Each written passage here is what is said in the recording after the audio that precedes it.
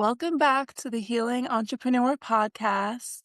Today we have a very special guest, GG Renee, founder of the All the Many Layers blog and community and just universe that I have been enjoying since the beginning of my writing journey. And she's definitely a writer who inspires me, and she's got a new book coming out. Okay, she's gonna be telling us all about story work, and got my copy right here.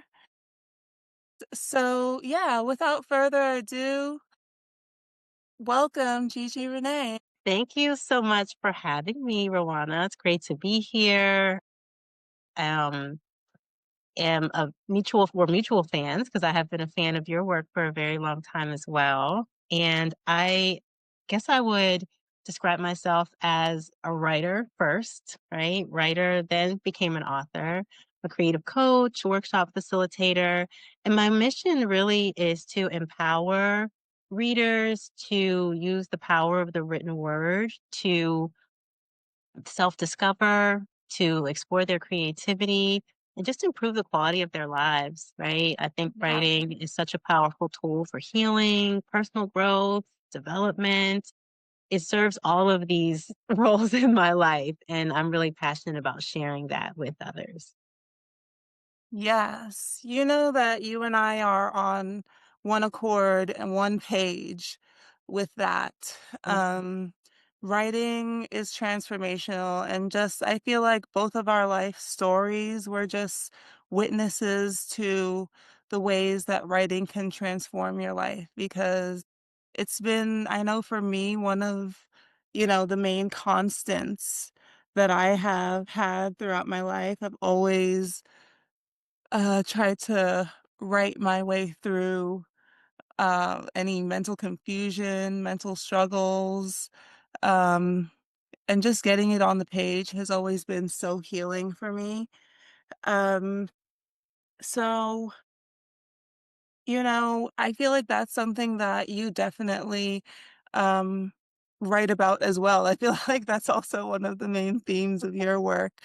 Um, you write a lot about growing up experiencing a parent with mental illness and how that affected your journey and your mental health down the road. Um, how do you think that those experiences have shaped your mission?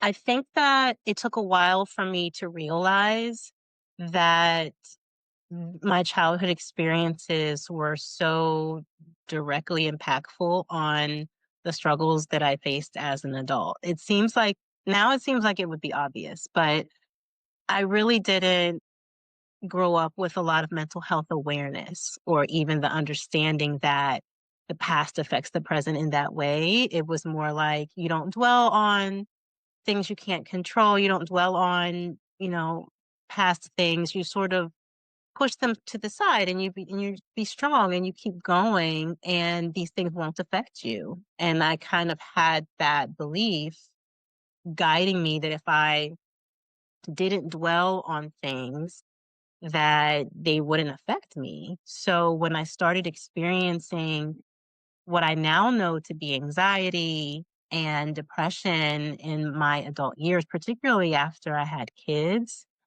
I I just thought it was being an adult is hard, right? Life is hard, and that I knew that I had a very sensitive nature, and that just as a sensitive person, maybe life is just going to feel this way for me. I'm going to be anxious and depressed because I'm just very sensitive and permeable to it all.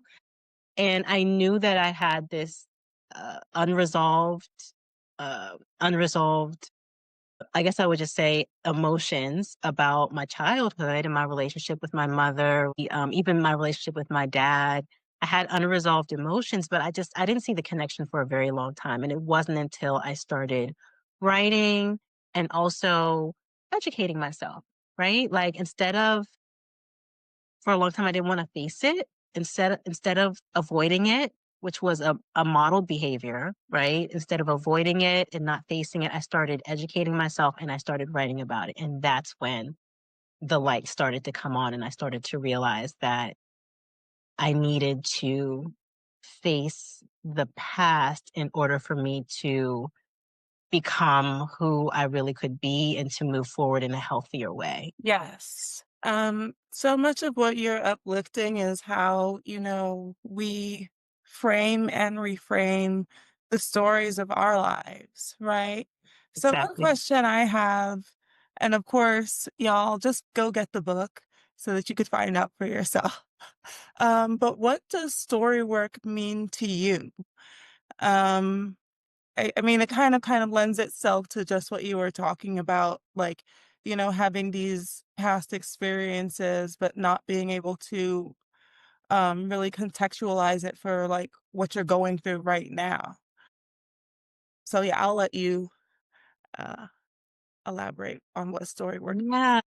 Story work is basically looking at your life and your experiences as your creative material. And you have the power to shape your creative material. So just because XYZ happened to you, or you've always carried a certain idea of yourself, or your family, or your community, or your capabilities, or whatever story, like we all carry these stories in our heads about who we are and who we can be, what we can do, what we can't do. A lot of these stories we carry are disempowering. They're limiting and we feel stuck in them. And a lot of them are also subconscious. We don't even realize we're carrying them.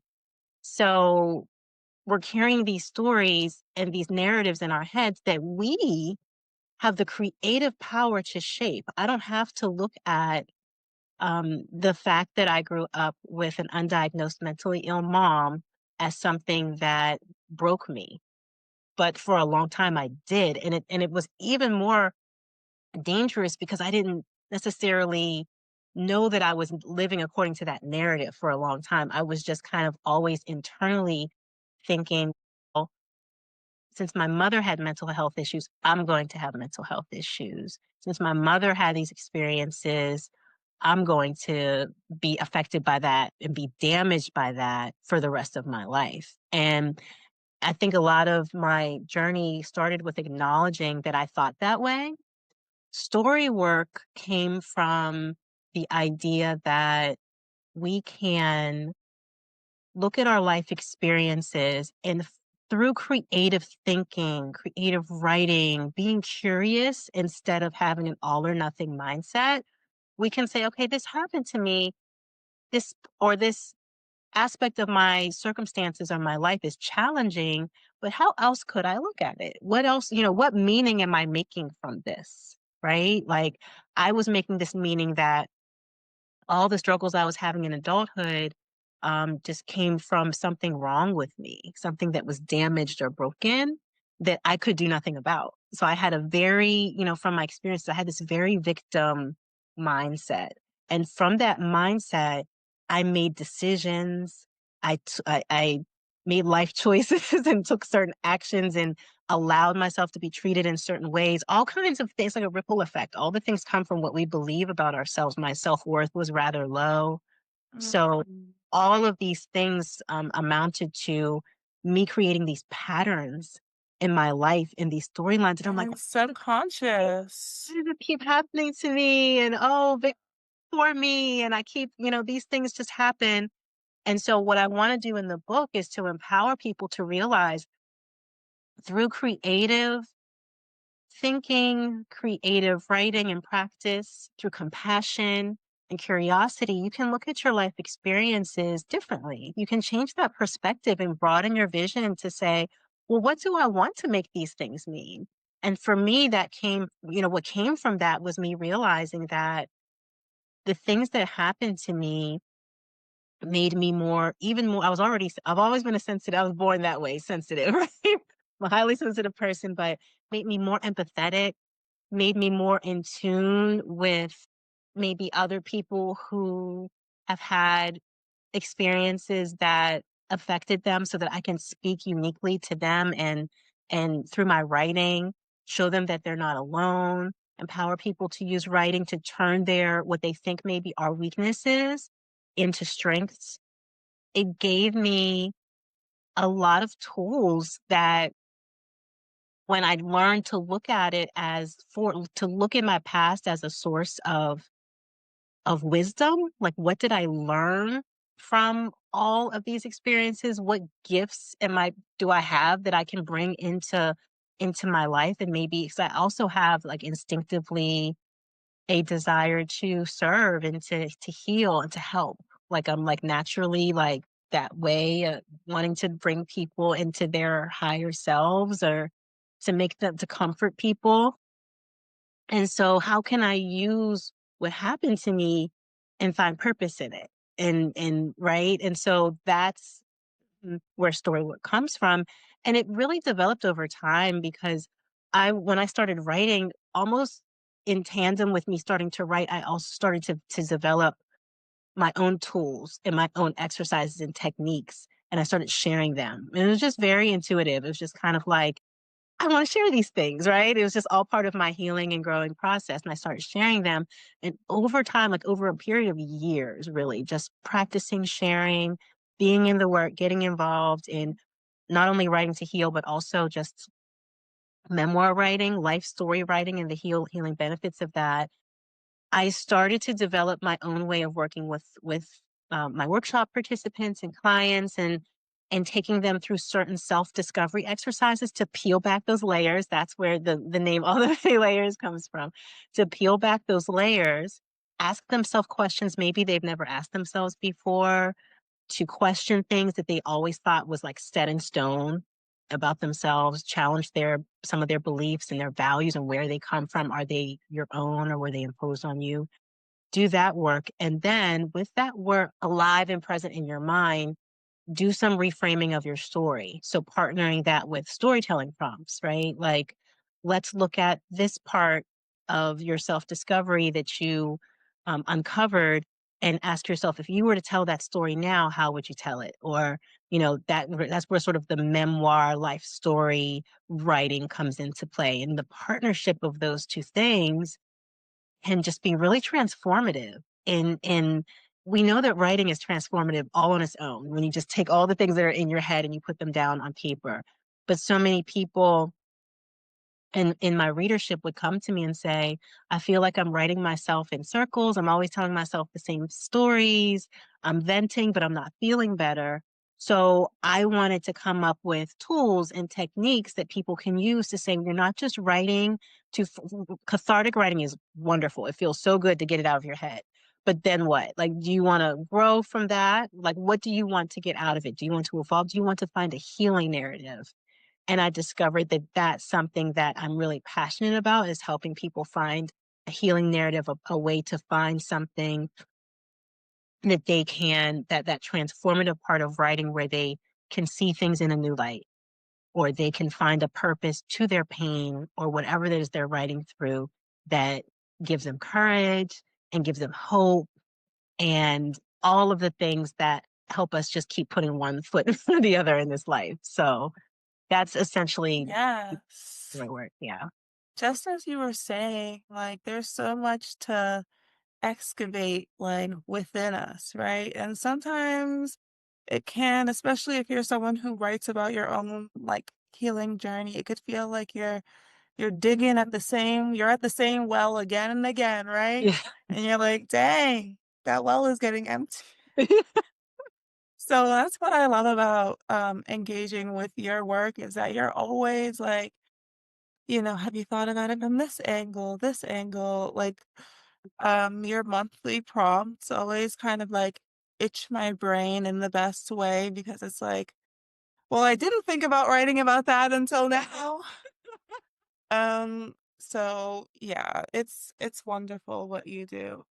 Um, and you've been answering my questions. Part of the reasons that I'm like so quiet is you've just been answering all of our questions. I've been thinking about like, how to recognize when a story is holding you back, which I think we covered, and then the core values that you place around your inner circle, inner Mm, writing circle, inner story writing circle. Okay. yes. Um, and the values that you bring to your community. Yeah. Yeah, yeah. I could speak to that real quick. I think that the guiding principles that serve as a foundation for that group could be really helpful to maybe a listener who is anyone who has a desire to write, the calling to write, particularly personal narratives, right? That takes a certain amount of vulnerability to write your personal truths in your writing, whether it's poetry or memoir, personal essays, things like that. One of the guiding principles is celebrating the magic in the mess.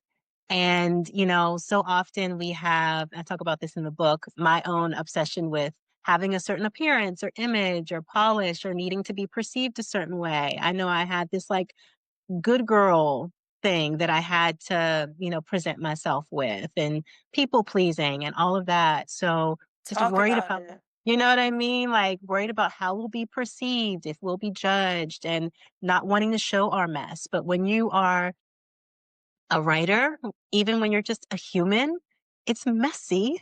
And there's magic in your vulnerability. There's beauty in it. And so this can speak to both your writing process that you have to allow yourself to be messy and Can have I a rough just stop? draft. That's the quote of the episode. There's magic in your vulnerability. Period. Yes, that is, we could end it right there. Like, that's everything. That is your magic.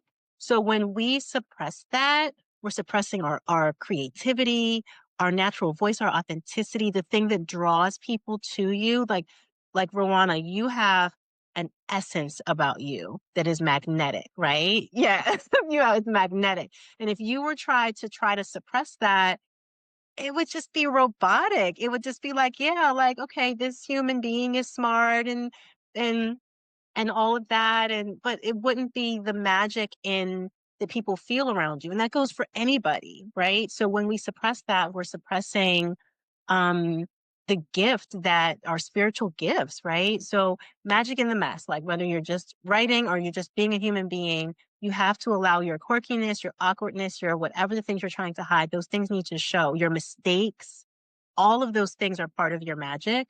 Vulnerability is generosity. When you allow yourself to be vulnerable and be true to yourself, that is such a generous, beautiful act in this world where so many people are posturing and pretending and performing, and we have AI and we have all these things that are, you know, threatening the authenticity of humanity, right? So when you're vulnerable, it creates this energy where the people around you will feel more permission to be vulnerable, more vulnerable themselves. It's just a beautiful act to be vulnerable. And so I learned over my journey to find strength in that instead of feeling like it was a weakness or feel like, oh, people are going to take advantage of this. And, that's one of my patterns that I had to overcome was like the fear that if I'm my true self, people are going to take advantage of me or use my vulnerability against me, things like that.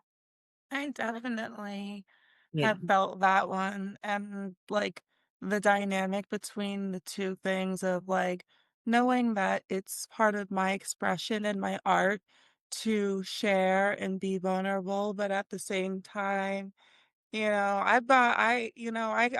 like fall for the whole like soft girl aesthetic. And I talk about that as well. So then sometimes people think they could play me. I mean, but I'm actually like quite gangster. Okay, I'm actually from Brooklyn and from Flatbush, so people find out real quick. But you have to develop that within yourself too. Um, the Yes. boundaries as a Yes. The creative. boundaries. And that's been a whole journey for me too. Cause I think like, not to go too far in the direction, because I could talk about people pleasing and recovering from that for all day, but like the whole, well, taking it back to making it relate to the book and taking it back to my childhood, I grew up in such a way that I felt the best way to manage my mother's symptoms. My mother had hallucinations and delusions, and she was always accusing me of doing things. Now, I was a kid. Sometimes I was doing something wrong. I legit was, but just like any other kid. But when you have a parent in that situation, every day she was accusing me of things I wasn't doing, right? And perceiving things that weren't happening. So it really messed with my sense of reality and my sense of was I good or bad, right? Like because your parent, you look to them for everything, and By the they're way, you wrote this down in your book, and so, y'all, I want you to definitely grab the book for, an even more beautiful portrayal because your words do it justice, and I was feeling, like, so, like, heartbroken for you. Yeah, I just use that as a moment to plug your book as well because you write about this, so beautifully. yeah, thank you so much. But that dynamic, anybody who's had maybe a parent that you had to manage, right? Maybe you had a parent who was in addiction or just emotionally unstable in some way. Children sometimes in those situations grow up feeling like they have to behave a certain way to manage their parents' emotions or their triggers and things like that. So that was me. And so I had to be a good girl. I had to be nice. I had to constantly be hyper vigilant to notice if like the tide was shifting, like what do I need to do? So you don't just cut that off when you go out into the world. You go out into the world thinking, I gotta manage everybody, right? I gotta always be avoiding conflict, avoiding people's anger, their displeasure, all of this. And I went into my adulthood into relationships like that and just, operating myself in this way to just be pleasing to everyone. So when you said boundaries, I was like, yes, girl, because I had to learn. And it wasn't until I'm probably being generous saying 30s. It was probably more like 40. I'm 47 now. Well, probably more like around that 40 age that I even understood. I don't know if this is gonna be a video or not, but y'all zoom in because yes, Yes, fabulous. 47. And with grown kids, and not until just a few years ago did I even understand the concept of boundaries and like, that taking care of yourself, honoring your needs and your preferences and your boundaries is not selfish. It's not something that makes you a bad person. I went most of my life thinking that to be a good person, to be this giving person, like I said, all those things earlier about how like I'm a helper, I'm a comforter. I felt like in order to be true to that, I had to enable people to just do whatever. So it's been a really big transformation for me. If anybody listening to this can relate to that, it's really uncomfortable at first. You do feel bad and guilty sometimes for putting people, back on the other side of the boundaries where they need to be. It's really uncomfortable at first, but it can be done. And it's so much better in your relationships with, first of all, your relationship with yourself and then the relationships with that you have with other people. The trickiest people are your loved ones, right? Your family, the people, the friends, the people that are used to you being a certain way and maybe benefiting from you being a certain way. And then, so that's another storyline. So we're talking about story work here and the storylines and the patterns. That's another storyline. I have to please everybody to be loved. I can't tell somebody no or that our relationship is going to change, going to mess up the dynamic in our relationship. These are things that you can work through, right? And that's another one of the guiding principles that's in my writing group. I share in all my workshop is like curiosity over judgment. And curiosity is what allows us to look at certain things, certain habits in our lives, certain relationships and dynamics and things like that differently. Like opening your mind to, is this serving me? Is this empowering me or disempowering me? And how can I think about this differently instead of looking at certain things and just judging it, criticizing it, writing it off, right? Because, like, good or bad, right or wrong, we often have this all or nothing.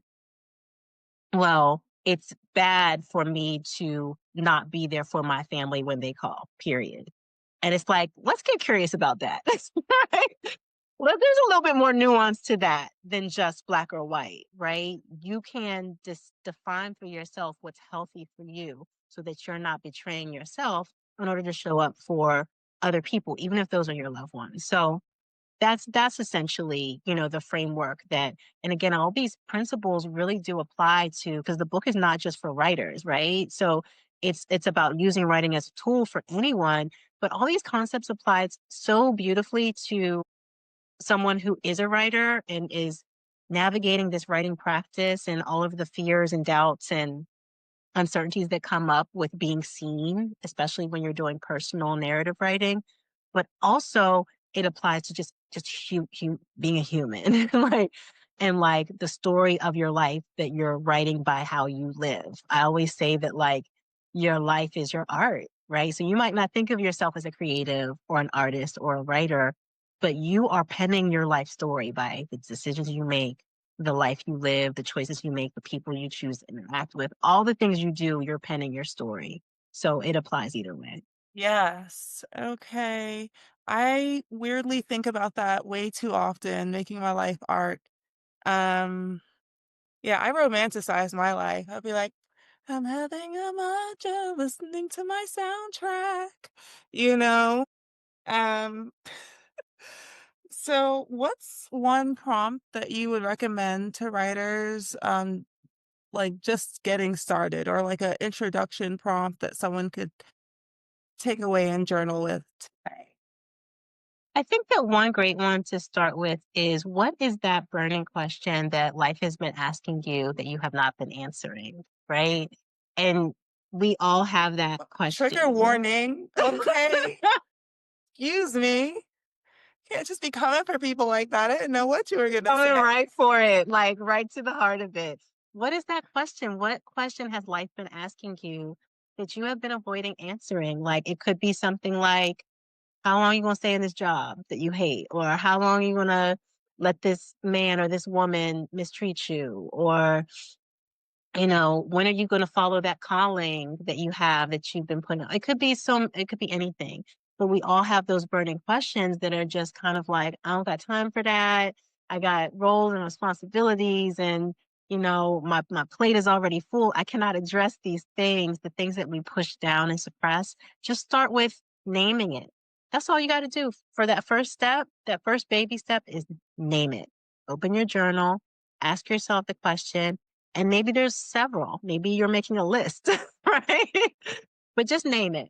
And I think that's a beautiful and gentle place to start. It is a very direct question, but if you don't feel like, oh, I have to immediately act on it or write pages and pages about it, maybe I just name it for now and allow myself to see it and then see what comes from that, right? That could be a good place to start. Okay, well, everyone's got their journal prompt for tonight. I know I'm gonna probably do it right after this. Um, One thing I wanted to ask you about is, like I said, I've been following your journey throughout the years, and you are so consistent. You're one of the most consistent people I know. How do you, or at least that's how it appears to me, okay? Because people also tell me that I'm consistent. I'm like, you're actually wrong. But um, how do you balance like being such a consistent creative with your self-care and, avoid burnout? Mhm. So that's a wonderful question. For the first probably 5 to 6 years of my writing journey, and I'm counting that from like when I kind of left my job, my full-time job, and went into writing full time, it was like I managed it through chaos and burnout. Like, it was very chaotic and like I just did. My kids were little then. I didn't have a system. I didn't have a process. I was just figuring it out. But then I discovered self-care and a lot of it was like hitting rock bottom multiple times and just feeling like I'm making myself sick. I can't do this. I'm overwhelmed. I'm not well.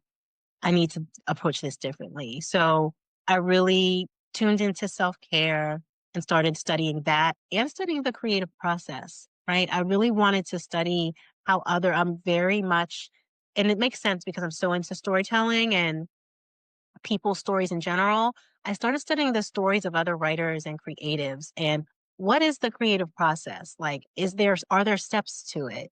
And how can, if I want to do this creative work for the rest of my life, how can I be more intentional about aligning the rhythms of my life in a more intentional way? So I started studying that and making adjustments to how I live my life. And it has been very gradual, but I'm not going to get into all the, I talk about it in the book. I talk about the 4 steps of the creative process and how we can look at our lives from the perspective of what do I need?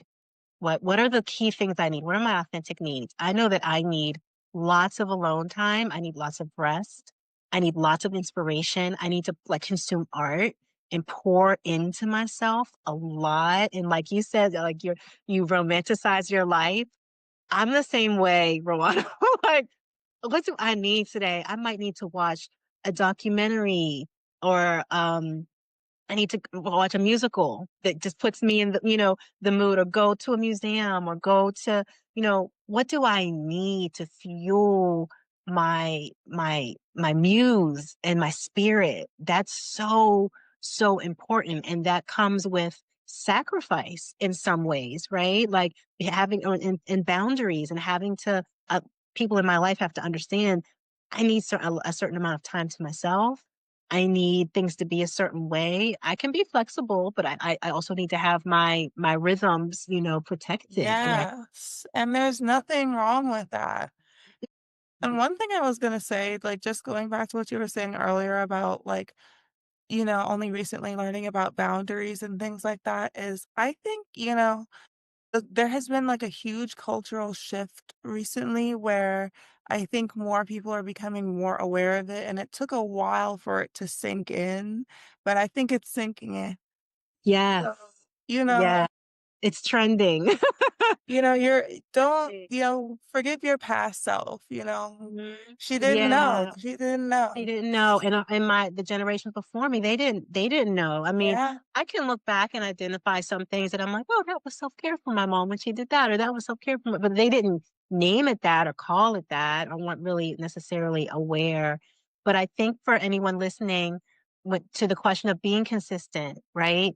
You have to know what your needs are, and you have to pour into yourself, right? You have to move your body, you have to think about what you eat. It's holistic. It's not just, self-care, I believe, really fuels the creative process, and it fuels our energy for all the things we want to do in the world. So that needs to come first. And I think that's how I'm consistent, because I put my authentic needs first. And part of my authentic needs is my creative practice, right? So my creative practice is very much tied together with my spiritual practice. So part of my work is it's taking care of myself. So a lot of the things that you might see as consistency, like I always post the writing prompts on the first of every month. That's part of my creative practice, right? Or my weekly posts on Substack. That's part of my creative practice. So I see it as not this report I'm doing for work, right? Like when I was in corporate, it was like, oh, I have to do this monthly report. And it just felt like this external thing I had to do. Whereas now I feel very, very blessed to have found work that ties so intimately with who I am and what I need as a human to show up the way I do. And so it's partnered with that. So it's my creative practice is what you see as consistency. That's like me taking care of myself. Now I'm not going to like overly romanticize it. Sometimes it can get really complicated having your creative practice be the way you make a living. So that's a whole conversation for another day. But and essentially, though, I do, for the most part, I feel super blessed by that, and that's why it's so consistent, because it's part of my lifestyle. yeah, and just gratitude, Yeah. gratitude for, being able to live a life that's in alignment with you. And that nourishes you and feeds you and feels good. I feel the same, thank goodness, in my career, so I totally relate, but it's something that, you know, just like you said before, um, there might be some crash Mm. moments, Sure, uh, sure. Mhm, might be always. some, like, Yeah, low lows, and then while you're absolutely. figuring out your balance, you know? Um, Um But yeah, that gratitude, and it's like, "This is what I get to do." I always, like, do that reframe, yeah, and I'm so lucky and I'm so happy that I get to show up for Black women writers every day and support Black women writers, and I get to write. I get to, like, tell my own stories that I'm thinking of all of these, like, crazy stories in my head. So, yeah, it's a beautiful, beautiful thing. Yeah, yeah. Yeah, you have been such a great guest. And it's been so just soothing and relaxing listening to you. Where can so we want to know more about Storywork. Where can we get a copy of Storywork? Is it out yet? It's not out yet. What's the It's pub? not out yet. The publication date is November 4th, so we're getting very Yes. close. Yeah. It's available for pre-order now, though. So anywhere you get your books, preferably go to your independent bookseller. Go to Yes. bookshop.org. You can pre-order it. Of course, you can pre-order it on Amazon. You can go to your local library and request it if you can't pre-order. Yeah. Any type of request or pre-order before the book comes out is super helpful to me as an author because it lets the publisher know that people are asking for the book. Yeah. So they'll print more. You can go to your local bookstore and ask for it. You can go to my website at allthemanylayers.com/books. And if you pre-order and you submit the form there, you will be able to join Rowana and I for a pre-order incentive. We're having an author panel essentially in November. Just for those of you guys who support by pre-ordering, you'll be able to come and be in conversation with Rowana and two other authors and myself. We'll be talking about storytelling, story work, self-discovery, more of what we're talking about here for a conversation that will be empowering, not just to, again, to writers, but anyone who just really wants to um, live their life story in a way that is empowering Mhm. and healing and growth oriented. Like it's just a really um being in a room with other Black women and women in general who are on that trajectory. It's going to be great. And then we'll Yeah. also participate in a challenge that I'm doing as part of the promotion for Storywork. I'm doing a writing challenge that starts on Monday, September 29th. So you can find that details on that on my Substack, which will you include the links for that? Yes, I will. Um, so yeah, so you can participate in that. It's free. And yeah, I just appreciate the opportunity to talk about the book. I'm very, very excited about it and just hoping and praying and knowing that it's going to help a lot of people. Yes, I know it will too. It gives you a lot to think about, y'all. Um, like the way that you weave the story of your own life with like, you know, this gentle advice on like, how we can reframe our own stories is it's so needed. And I say that because I feel like sometimes, especially as creatives, a lot of us can get stuck in our own stories. Um, and this is really a field guide. Hey, appropriate title. Yeah, yeah. That can help you through that process, with a lovely, lovely author and amazing writing. So it's all of the things that I love and recommend. And thank you so much, GG Renee, for joining us. This has been really delightful. Y'all go check out her work, pre-order the book, support, go to the library, go to the bookstore, go everywhere. And yeah, thank you for listening in. Thank you for having me today. Thank you for listening. Bye y'all. Bye. Yeah.